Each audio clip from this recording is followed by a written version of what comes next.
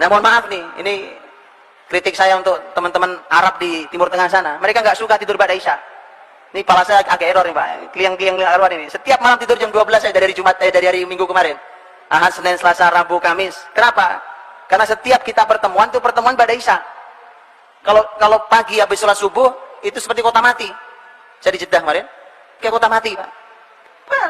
Sepi, kayak kota mati. Apalagi hari libur. Antum tiduran di jalan insya Allah gak nabrak gitu Pak. Sepi, bisa main bola itu. Ini tidak sesuai. Makanya pantas Islam jatuh di pusat wahyunya begitu. Saya berbincang dengan seseorang pengajar Quran kemarin. Orang sana pengajar Quran. Beliau mengatakan ya ini memang salah. Tapi bagaimana lagi? Sekarang ada lampu, ada elektronik ini, orang masih bekerja. Saya bilang bukan alasan. Untuk menegakkan sunnah Nabi bukan alasan. Kalau kita mau beralasan terus tadi saya bilang selalu punya jawaban. Bisa, buktinya bisa. Apa yang tidak bisa? Antum bukan disuruh ngangkat masjid, disuruh tidur Pak. Nggak susah kerjaannya. Disuruh tidur, bukan disuruh baca. Saya tahu nggak semua orang suka baca. Suruh baca 500 halaman 3 hari ya itu baru antum pusing. Suruh tidur, masih ngelawan juga, subhanallah. Antum mau perintah apa lagi? Ini perintah paling mudah dari Nabi. Suruh tidur ba'da Isya. Nggak tidur juga. La ilaha illallah. Yuk tidur Pak, ba'da Isya, tidur ba'da Isya. Sudah. Dicoba Pak. Ya. Ini subhanallah. Ini konsep kalau antum mencoba subhanallah. Baik, saya mau tanya, Nabi tidur sehari berapa kali? Berapa Ustaz? Berapa kali Nabi tidur sehari? Nabi tidur sehari 3 kali. Antum 3 kali sehari, 3 kali makan, ya kan? Kalau ada bapak ibu dokter, saya mau tanya di sini, karena saya sudah pernah tanya kepada dokter-dokter. Apa makan 3 kali sehari itu ada panduannya? Nggak ada panduannya, ilmiahnya nggak ada ilmiahnya. Ada bapak ibu dokter sini? Ada yang berani bertanggung jawab makan 3 kali sehari itu ada panduan ilmiahnya? Nggak ada panduan ilmiahnya Pak. Kalau ada yang bilang menemukan panduan ilmiahnya, saya tunjukkan panduan yang lebih ilmiah dari itu. Yang meneliti juga seorang dokter ahli dan sudah diuji oleh berbagai negara, diuji oleh berbagai ahli, bahkan oleh para ulama. Lihat, jadi urusan makan kita salah, urusan tidur kita salah, urusan bangun kita salah. Maka tadi bawa kertas contrengin Pak, salah gitu. Ya, Rasulullah SAW tidur sehari 3 kali Pak. Tapi tidak ada yang panjang. Coba tadi, ya kita hitunglah waktu yang paling tengah ya, karena waktu negeri tropis berbeda dengan negeri di Timur Tengah. Kita hitunglah yang paling menengah waktu kita di tropis ini. Waktunya nyaris tidak banyak bergeser. Subuh gak banyak bergeser dari hari ke hari.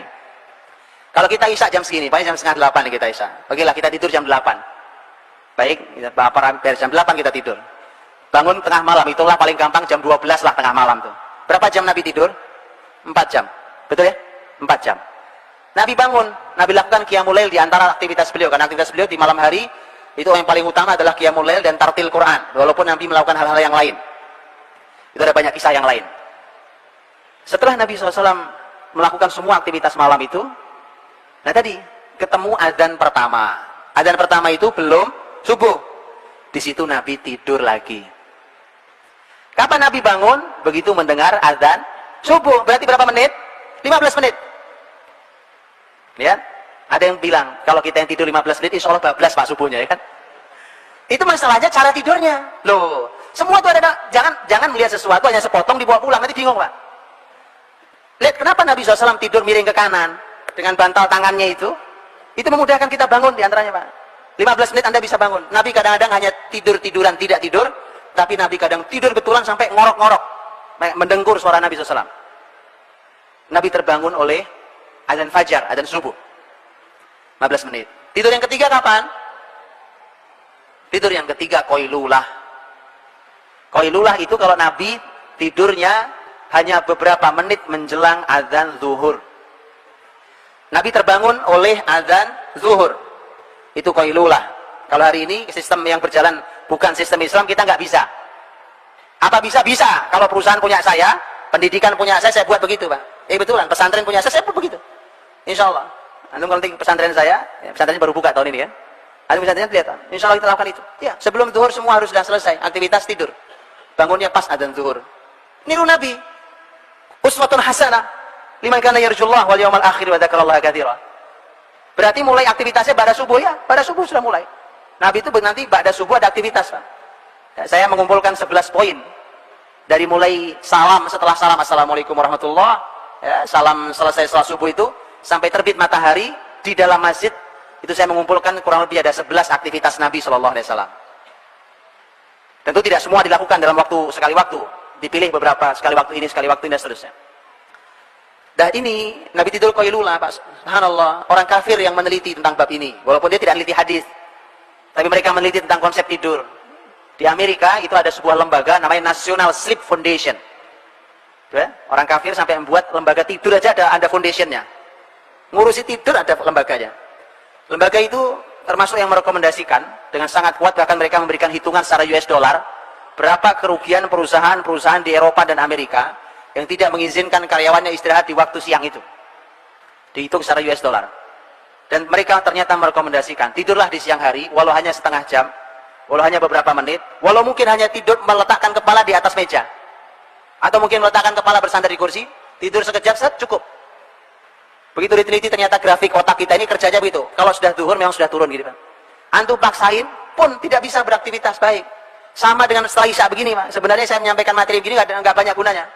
Karena udah turun begini ada grafik otak, Pak. Itu udah otak tidur dipaksa bangun. Ini mohon maaf saya. Jadi saya mohon maaf, Pak. Jadi kepala otak harus tidur dipaksa bangun. Tidak efektif. Jadi Rasul sehari tidur 3 kali, Pak. Ini kalau dicoba, terakhir kemarin saya dapat ilmunya. Ini teman saya ahli herbal, Pak. Beliau bilang, yang menjaga qailulah dijamin tidak terkena serangan jantung. Saya tidak tahu ilmunya, ini yang orang-orang kesehatan. Kalau ini benar, subhanallah, subhanallah, Pak.